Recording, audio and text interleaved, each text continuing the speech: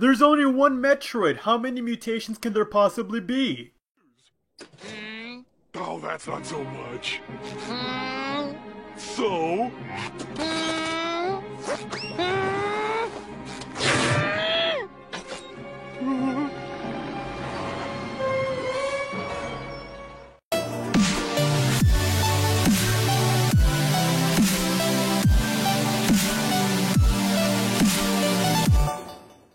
Now, throughout the entire Metroid franchise, you encounter a bunch of different Metroid variants. No duh, it's kinda what happens when you name your entire franchise based off one enemy. Throughout the games, you see Metroids on different planets, Metroids absorbing different forms of radiation, Metroids mutating due to genetic tampering, and whatever the hell this is. And of course, with Metroids having their own abilities, origins, and appearances, people are gonna form opinions over what they feel is the best Metroid, at least through their eyes. So that's what I'm gonna be doing for this video, talking about 5 of my favorite Metroid variants throughout the franchise, just judging them by their origin, their abilities, and of course their appearance, and just talk about why I like these creatures. Now keep in mind, for this video I'm not going to be talking about the baby, Dark Samus, or Metroid Fusion Samus. Because let's be honest, the baby would probably be number 1 on anyone's list, Dark Samus and Fusion Suit Samus would probably be somewhere in 2 and 3, and then number 4 and 5 are going to be the baby again, because come on, the baby deserves 3 spots. And aside from that, feel free to leave your opinions over what you feel is your favorite Metroid in the comment section below and all that sort of stuff, and without further ado, let's get started!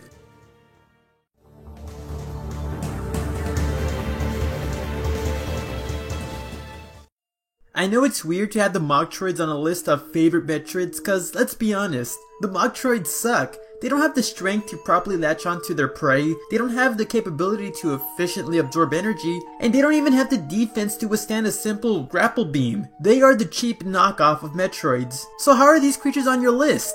Well, it's because of the backstory of these little guys is the reason why I love the Machtroids. They're failed clones of the baby, caused by Mother Brain either rushing her cloning process or cutting corners to recreate her Metroid army as fast as possible. These failed clones didn't meet the space pirate standard, so they were just tossed away in Meridia. It's kinda sad, honestly. I'm pretty sure if enough love and care, maybe a little bit of support, maybe the Machtroids could have been actual viable— Ah, you bit me! You little prick, take this!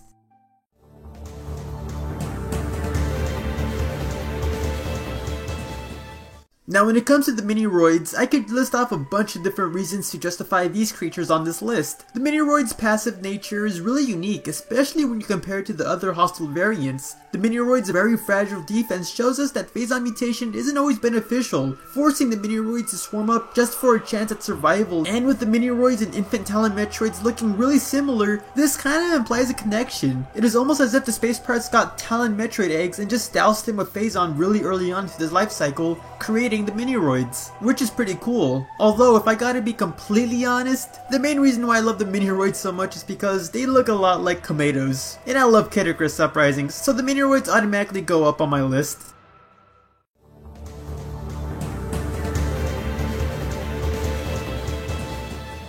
Now something we've all speculated was, what if an X-Parasite infected a Metroid? Sadly, this can't really happen due to the Metroid's immunity, but we do have the next best thing, the Dark Talon Metroids. The Ing have an ability to possess creatures and cause mutations, and when an Ing possesses a Talon Metroid, it causes some very unique mutations. The squishy nucleus turns into a hard and rigid shell, as if the Ing burrowed itself inside the Metroid and wrapped around it. The Metroid grows an extra set of mandibles, which looks really wicked, and it grows multiple eye-like slits throughout its body. I love this design a lot. It's pretty simple change, but really effective. On top of that, the Dark Talon Metroid shows some very unique signs of intelligence, as we can see it stockpiling food for later consumption in-game. Now obviously, this isn't really because of the Metroid becoming smart, it's just because of the Ing controlling the Metroid. But it's still pretty cool seeing a Metroid show signs of intelligence instead of just pure aggression. Although, I find it really hilarious that the Dark Talon Metroid's weakness doubled due to this combination. The Dark Possession makes the Dark Talon Metroid weak to the Light Beam, but the Metroid half makes it weak to the cold Dark Beam, basically making it weak to both sides of the spectrum. So much for the best of both worlds, am I right?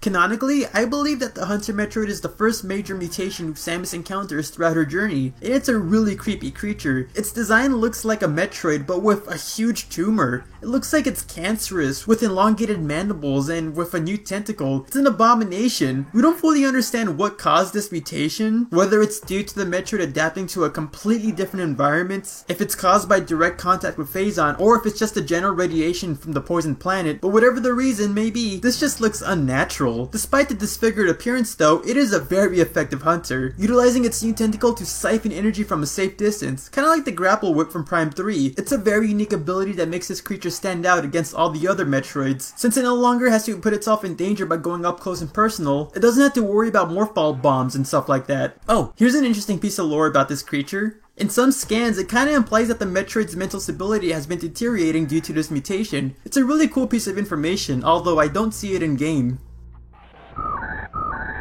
Oh, now I see it.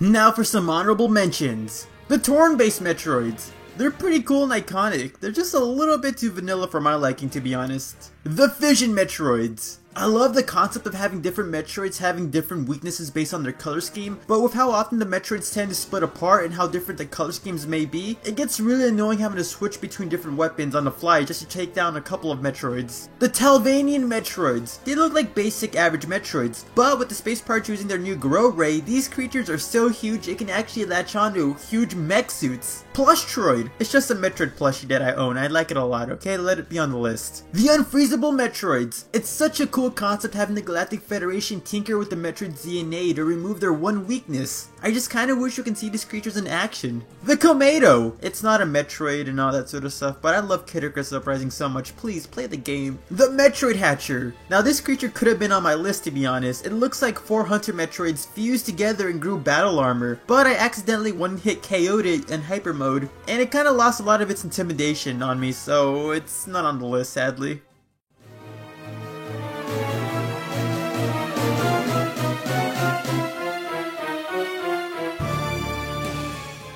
I feel like I've said this a lot in this channel, but I love Samus Returns for enhancing and modifying and updating old designs and concepts from Metroid 2. Because let's be honest, the original Metroid designs for all the Alpha, Gamma, Zeta, Omega Metroids were pretty terrible. How am I supposed to believe that these chunky boys are supposed to be mutated bioweapons? But these updated designs just look so much more intimidating and so much more scary, and I love it so much. And my favorite one out of all of them has gotta be the Zeta Metroid, or how I like to call it, the Zeta Morph. Now there's an obvious reason for why I love this creature so much. It looks so much like a Xenomorph with its slender body, elongated head, its ability to efficiently crawl up walls and ceilings, as well as having an acid-based attack. It is such a scary creature to face off. Comparing it to their previous bug-like forms, this is a really intimidating creature to face off. Now for sure, it isn't the strongest variant out there, as the Omega and Queen Metroids are objectively better, but from a design perspective, I just love it so much. I just kinda wish you could encounter this creature a little bit more than just 4 times, but I guess with this being a late stage mutation, I guess you can't really expect it to be abundant throughout the planet. But that's just my opinion over my 5 favorite Metroids throughout the franchise. What I want to know is what you guys think. Are the other Metroids you prefer over the ones I said, like the Queen Metroid, Metro Prime Core, the Super Metroid, Quadroids, the Baby? Whatever you feel free to leave it in the comment section. And of course, special thanks to Yada Garacia for making the artwork of the Mocktroids and Miniroids. It's so much better having actual artwork to put as visuals as opposed to having stretched out sprites and blurry models. So as a thank you, please check him out on the Sony Sketch app and Twitter in the description below. And of course, outside of your favorite Metroids, if you have any opinions about what type of topics I should cover, any opinions over what type of videos I should make and stuff like that, feel free to leave it in the comment section. And if you love Metroid content, and if you love the Metroids a lot, feel free to click on the video above. It's a video where I explain the origins of Metroid Prime, explaining some weird continuity issues and trying my best to explain its backstory as best as I can. And I know if you love Metroid, you're going to enjoy this video, so please feel free to click on it. And with that being said, I'm the Metroid Trainer. I hope you like, favorite, subscribe, and stick around for next time, because I'll be seeing you later.